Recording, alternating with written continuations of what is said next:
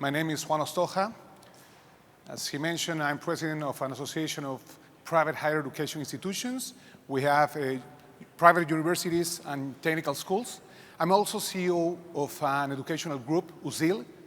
We go from K-12 schools, technical schools, and universities. We're located in Peru, also in Paraguay, and we have a university in Miami, Florida. And next year, we expect to open a new school in Santa Cruz, Bolivia. So I'm going to talk about education. And one of the biggest challenges we have in our region is to improve the quality of our education. And it's not only about having a classic traditional education, looking to the past.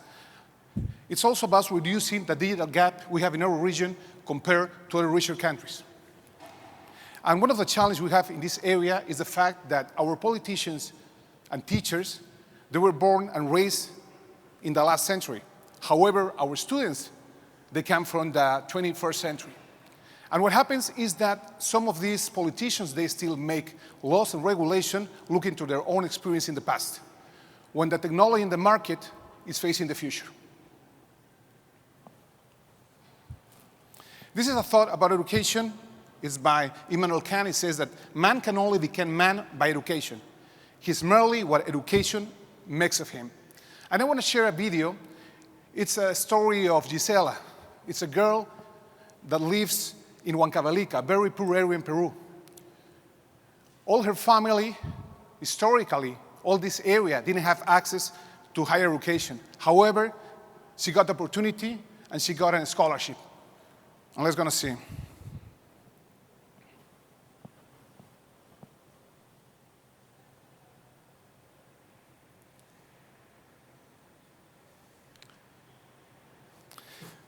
There was supposed to be the audio. En mi pueblo me levantaba ya a las 4 de la mañana.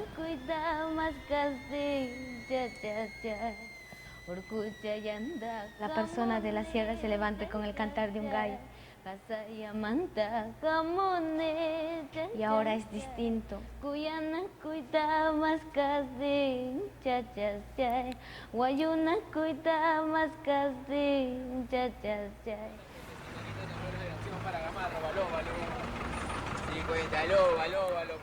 Me siento distinto al estar aquí en esta ciudad.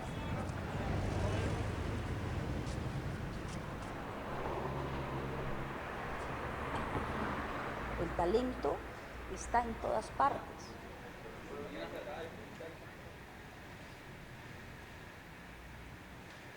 El talento, si bien es cierto, es específico, ¿no? Pero no sabe de economías, no tiene estatus. El talento está ahí.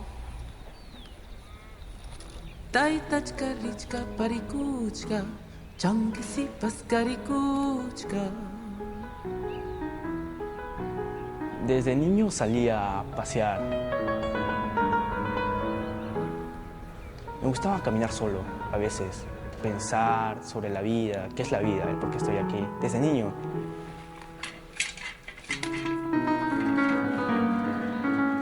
Para un país cuyo crecimiento económico representa el más alto de Latinoamérica, ahora, en la actualidad, que de cada 10 alumnos, solo 3 tengan acceso a la educación superior, es inaceptable.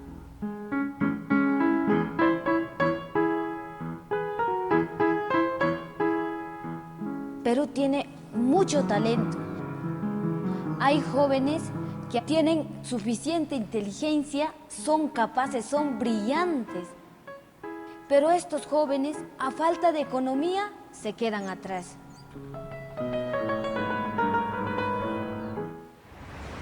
Para un buen desempeño social, porque muestras tu personalidad ante los demás. La beca 18, una gran oportunidad. Sí, pero eso es hacia la otra persona. Pero fue ese bote, se podría decir, que me sacó de la isla en que yo estaba. Caminar por la universidad y ver a estos chicos, sus caras, su diversidad cultural, machillengas, quechuas, aymaras, integrándose a esta universidad, haciendo grupo social, aprendiendo unos de otros. Es un orgullo para mí como educadora y como peruana. Siendo una ingeniera, voy a regresar aquí a mi lugar de origen. Y a este lugar de origen voy a sacar adelante y voy a formar parte del desarrollo del Perú. Llora cuando me vaya, cuando remedio no haya.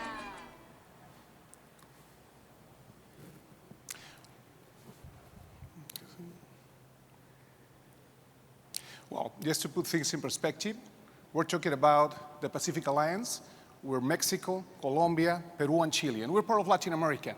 And in Latin America, we have more than 100 million young people. Most of them, they speak Spanish. Spanish is the second most spoken language in the world. However, there are more than 400 native languages. And this is huge in terms of diversity. And diversity is a source that moves creativity, and creativity is a force for innovation.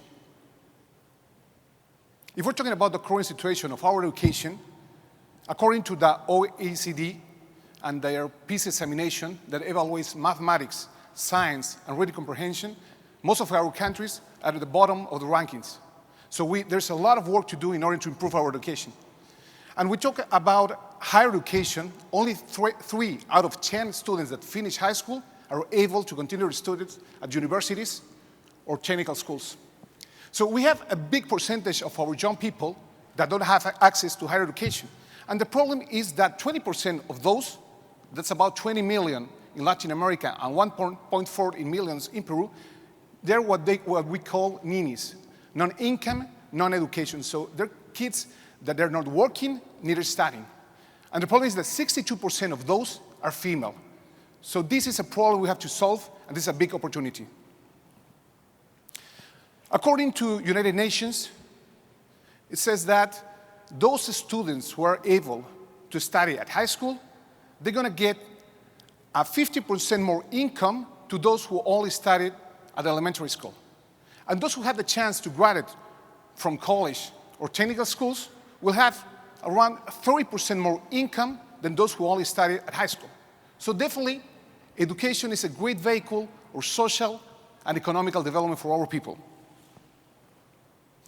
There's some main issues that lack the access to quality education. One is economical, financial. If we see our countries, most of our countries, they invest less than 4% of their GDP in education, compared to richer countries that do more than 6%.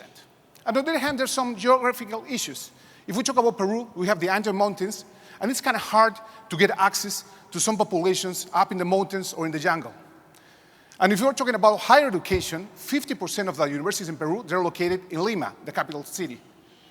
So we have to do something to give access to all our population. E-learning is one opportunity. However, we have to deal with the regulation. There's two good examples that were financed by the Peruvian government I want to share. The first one was Beca 18. This is a program, a scholarship program, we saw it in the video, that led very talented kids, very low-income kids that coming from very poor areas in Peru to get access to the best universities that definitely changed their lives. The other one is called CORE. These are high-performance boarding schools that led the best kids, low-income kids, for the public system to get access the 3 last years of high school at these schools with the best teachers, the best material, and all the technology with a very high-quality education.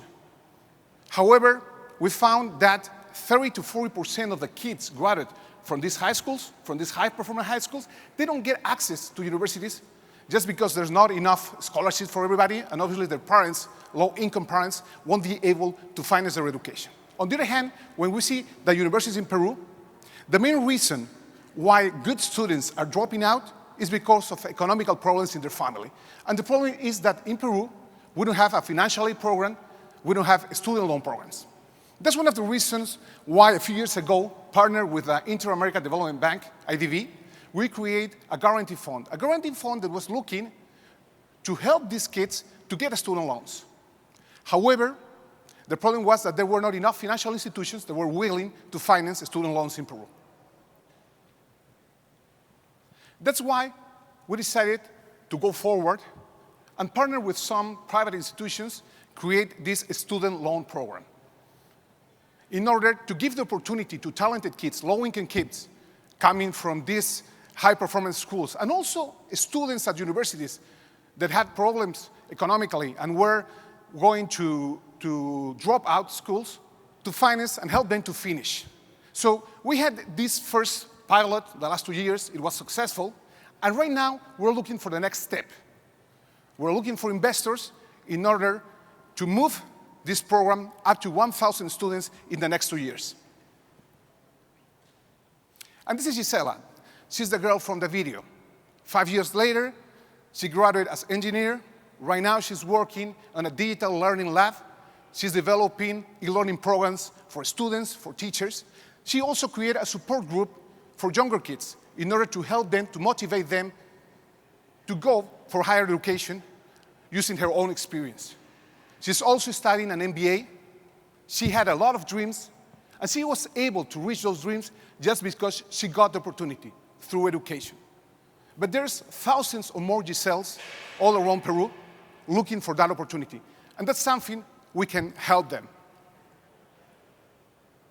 So if you're interested in any of these topics, you can send me an email or look for me at Instagram or LinkedIn or Twitter. And just remember that education is not only about the future of Giselle and all these kids. Education is about the future of our countries, of our region, and education is about the future of a better world. Thank you.